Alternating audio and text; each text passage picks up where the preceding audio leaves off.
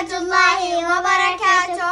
اسمي منى. وانا اسمي دنا. ومعانا صديقتنا ألين. اليوم راح نسوي تحدي الألوان، يعني مثلا كل واحد بيكون عنده شخصية لابوبو. أنا راح ألون بشخصية السيكريت.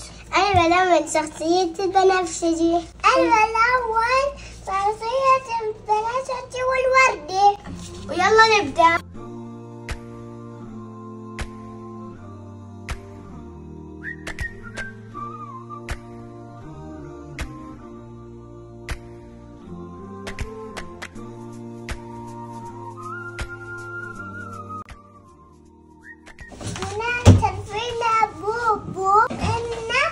بكرتون كبير. ايه شفتها.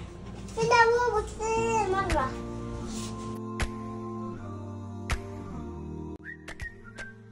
أنا على وردي. شوف كيف المتخيل. حلوة.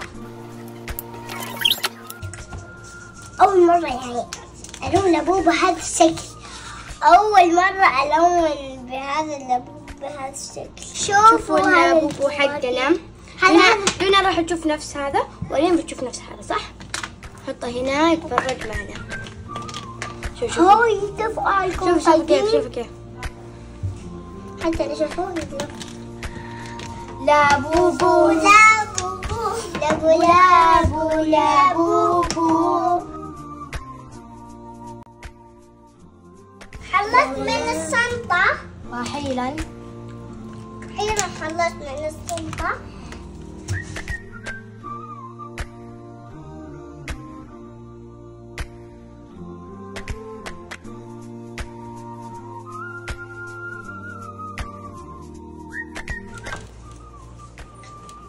أنا أحتاج اللون هذا. عايزة تعطيني إياه؟ أوكي بس شوي. إيه بس شوي أحتاج.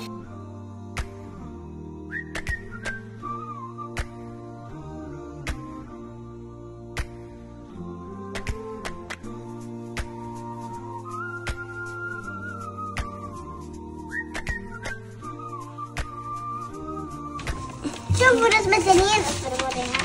شوفوا رسمة الين كيف حلو. وأنا خلصت رسمتي. شوفوا رسمتي. أنا خلصت. عليه السيكريت هنا، ألوان، حركات. أول مرة أرسم لابوبو. لابوبو لابوبو.